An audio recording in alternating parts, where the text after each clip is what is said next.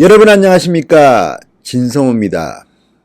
유유상종이라는 말도 있고 이심전심이라는 말도 있고 그렇습니다. 그런데 조국에 대해서 손혜원이 내가 잘 이해하고 있다, 이런 글을 올려서 지금 화제가 되고 있습니다. 손혜원 의원은 아시다시피 지금 검찰의 수사를 받고 기소가 된 상태입니다. 조만간 재판이 있는데 본인의 심정을 조국에게 이입했을까요? 누나가 네 맘 알아, 이런 메시지를 페이스북 글에 올렸습니다. 손혜원 의원은 자신의 페이스북에 나는 언론을 믿지 않는다, 불과 몇 달 전 손혜원 마녀 만들기에 동참했던 그들을 나는 똑똑히 기억한다, 이렇게 말했습니다. 손혜원 의원도 언론으로부터 집중적인 비판 기사를 읽어야 했습니다. 특히 SBS가 맨 처음에 특정 보도를 하고 비판을 시작했습니다. 목포의 땅 투기 의혹입니다. 부동산 투기 의혹입니다. 자, 내부 정보를 이용해서 손혜원이 목포의 집, 부동산 20몇 개를 샀다. 모든 언론들이 들고 일어났습니다. 분노했습니다. 그리고 지금 손혜원은 피의자 신분으로 바뀌었습니다.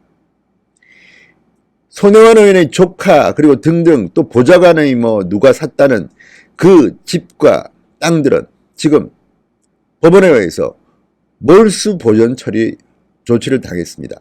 팔 수 없습니다. 왜? 이것들은 조만간 법원 판단에 따라서는 몰수해야 될 대상이기 때문입니다. 거래를 하면 안 됩니다. 이런 결정을 법원이 했다는 것은 손혜원 의원이 유죄 판결을 받을 가능성이 높다는 것입니다.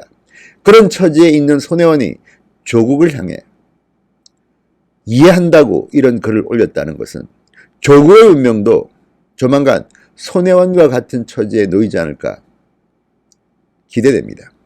자, 손혜원은 계속해서 글을 썼습니다. 조국 교수의 지금 상황을 나만큼 잘 이해하고 있는 사람은 별로 없을 것이다. 동병상련입니까? 조국 교수는 청문회에서 결백을 밝히면 되고 나는 법정에서 결백을 밝히게 될 것이다. 조 교수는 하루 청문회를 거치겠지만 나는 최소 3년 이상 재판을 거쳐야 한다, 이렇게 말했습니다. 그리고 부디 저를 보시며 위로받으시길 바란다, 이렇게 덧붙였습니다. 자, 손혜원 의원은 올해 초 목포시로부터 도시재생사업계획이 포함된 보안자료를 지독해서 부동산 투기를 했다는 의혹을 받고 검찰 수사를 받았습니다. 압수수색도 목포시청 당하고 난리가 났습니다. 그리고 검찰은 지난 6월 손혜원을 부패방지 및 국민권익위원회 설치와 운영에 관한 법률 위반 등 혐의로 불구속 기소했습니다. 26일 손혜원은 첫 번째 재판을 앞두고 있습니다. 자, 이런 손혜원이 조국을 보고 부디 저를 보시고 위로받으시길 바란다.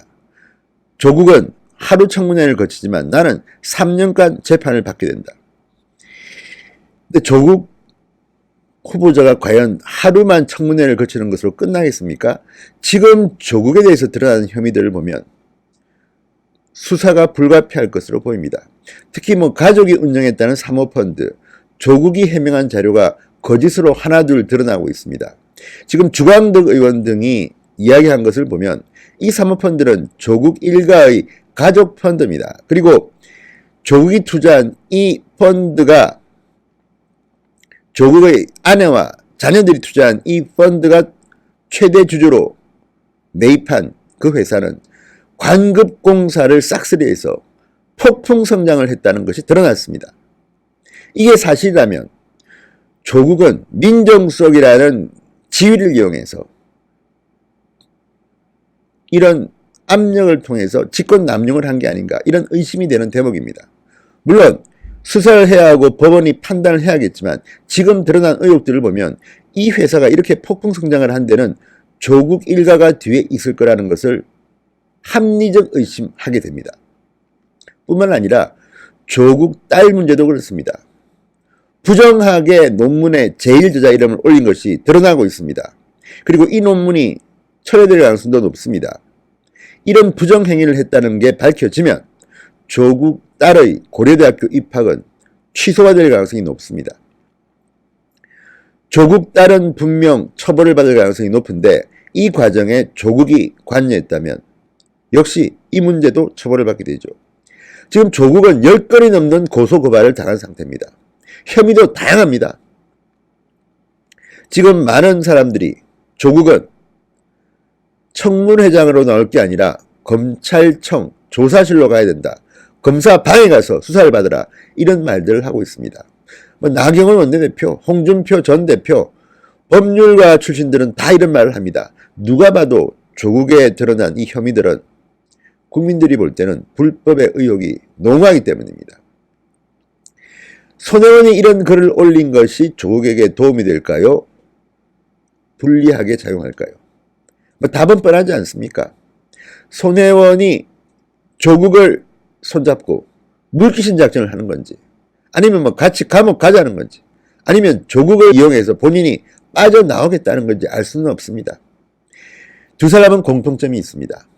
손혜원은 문재인 대통령이 애지중지하던 정치인입니다. 문재인 대통령이 당대표 시절에 스카웃된 사람입니다. 자, 홍보를 전담하고 김정숙 여사와는 숙명여고 동기동창 절친이라고 합니다. 상당히 친하다고 합니다. 그냥 친한 게 아니라. 그렇다면 민원구석이 있는 손혜원입니다. 조국도 마찬가지입니다. 문재인 대통령의 전폭적인 지지를 받고 있습니다. 이런 두 사람의 공통점, 권력으로 사법 처리를 모면하겠다 이런 계산할지 모르겠습니다. 그렇지만 여론이 있습니다. 간단하지 않을 겁니다. 자, 손혜원, 조국을 빙자해서 이런 글을 올립니까? 결국 두 사람 다 비참한 종말을 맞지 않을까 조심스럽게 예상해봅니다. 진성호의 융단폭격, 손혜원 의원은 융단폭격했습니다. 여러분 감사합니다.